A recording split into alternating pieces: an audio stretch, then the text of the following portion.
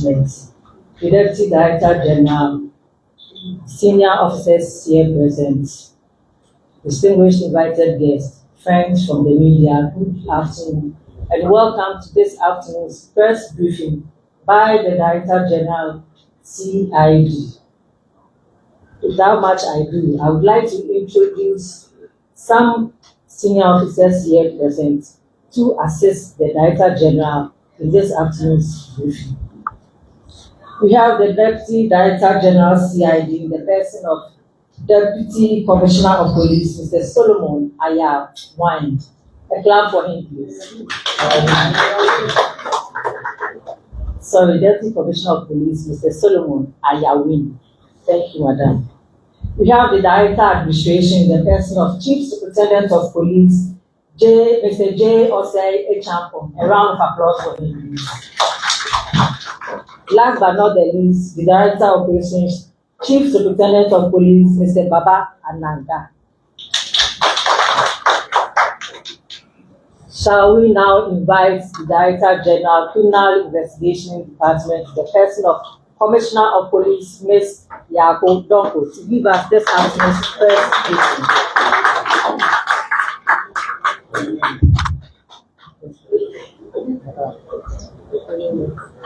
Good afternoon.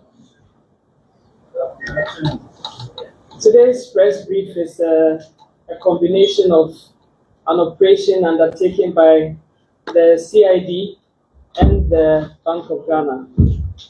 So the officials are distinguished officials from Bank of Ghana, senior officers here present, members of the press, ladies and gentlemen. The Criminal Investigation Department and the Bank of Ghana welcome you to this CID headquarters for this afternoon's media briefing, which will provide an update on a major joint operation targeting illegal foreign exchange activities in Accra. This operation has been part of a nationwide effort to clean up the foreign exchange market, promote economic stability, and ensure that all forex activities comply with Ghana's laws and regulations. The details of the brief are as follows. In the early hours of today, Tuesday, December 9, 2025, a team from the Criminal Investigation Department Operation Unit and officials from the Bank of Ghana, acting on intelligence, conducted an operation at major hotspots in targeted areas of Accra, including Tudu, Circle, Airport, and Usu. These locations were identified as consistent sites of illegal forex trading. In total, 29 suspects, including Togolese, Beninois, Nigerians, and Ghanaians, were arrested. The following amounts of money were recovered. Cash in Ghana cedis, 1,266,770 Ghana cedis. Cash in CFA, 100,000 CFA. Cash in Naira, 3,383,570 Naira, of which 1,266,770 Naira is on a money points machine, e-cash. Cash in dollars retrieved, $5,105. About an hour after the earlier operation, the team revisited the said locations and arrested 12 more suspects, bringing the total arrests for today to 41. All cash exhibits have been secured and will be forwarded to the Bank of Ghana for safekeeping as investigations continue to charge the suspects eventually and put them before court. It is imperative to note that a similar operation was conducted in November 2025. Earlier on the November 20th, 2025, at 11 a.m., a similar operation was carried out by the same team at Osu Oxford Street and Kwame Nkrumah Circle near GCB. A total of 28 suspects were arrested then and put before the Circuit Court in Accra, where they were granted police inquiry bail. Those arrested in this operation also included both Ghanaian and foreign nationals, all detained for unauthorized forex trading. Money seized included Ghana cedis and some foreign currencies. All cash exhibits were secured and forwarded to the Bank of Ghana for safekeeping as investigations continue. In all, a total of 90 suspects have so far been arrested since this operation commenced in August 2025. Out of this number, 13 have been charged and brought before the Accra Circuit Court, while all cash exhibits, as I earlier mentioned, have been secured and forwarded to the Bank of Ghana for safekeeping as investigations continue. To conclude, on behalf of the Inspector General of Police, Mr. Christian Tete-Yohunu, I extend special appreciation to the leadership and officials of the Bank of Ghana for the unwavering support and collaboration which have been crucial to the success of this joint enforcement efforts. We also urge all individuals involved in this illegal trade to desist, since offenders will be arrested and prosecuted. We also advise the general public to deal with the banks for all their forex transactions. The Ghana Police Service anticipates closer collaboration with the Bank of Ghana as efforts escalate to eliminate illegal foreign exchange activities. I thank you for your attention. We'll take a few questions. Thank you. All right. Friends from the media, please. The questions should be limited to this afternoon's press briefing. Thank you. Yes, Peter. Thank you.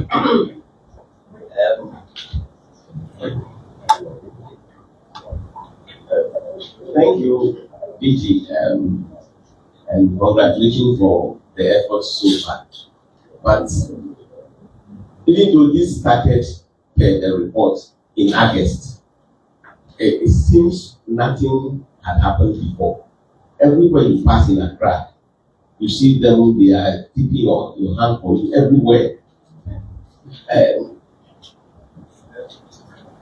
How are we going to intensify this to make sure that these people are rid of the streets?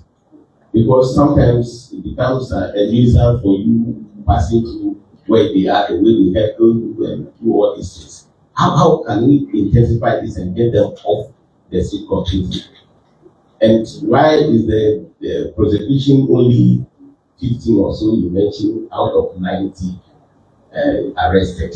Does it mean other people arrested were not those involved in the operation that they targeted? Thank you.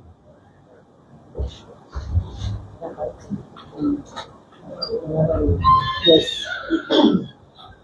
My name is Philip. I just want to say, their trade.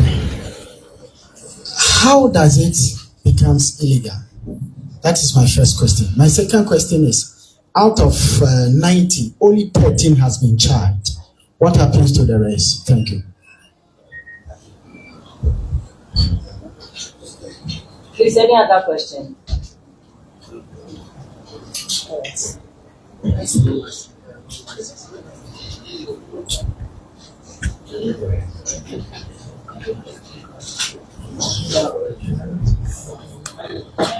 So, Peter asked about how we are going to get them off our streets, and it started in August, but can you read that? Nothing else. Yes. So I mentioned in my brief that this operation was as a result of a sustained intelligence. So you get the intelligence, you monitor, you assess, and at the right time, that is when you move in. So it looks like it has started at a certain point, but it has to build up for us to get a good enough number to make that arrest, to have a good case for us when we go to court. So the operation is not going to end because we've made these arrests. And then also, I must mention that it's not just in Accra, it's around the country, in every region where we have this illegal activity going on. We have our men on the ground dealing with it as well. So prosecution also is ongoing, and somebody mentioned that it's only 13. When you make arrests, you need to process them. You need to assess the arrest that you have made, and then when we have enough evidence against them, we put them before court. But we've actually handled every case that we have arrested in the process under which we operate. and they are illegal. Somebody asked what makes them illegal. Yes, illegal because they are not licensed by the Bank of Ghana.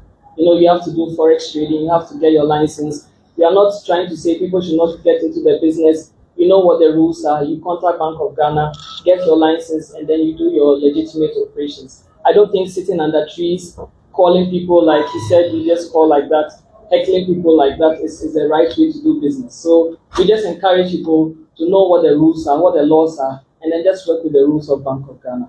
So once we find you, if it's illegal, we'll come after you. Thank you. Thank you, sir. On that note, ladies and gentlemen, this is where we bring today's press briefing to a close. Once again, have a good afternoon.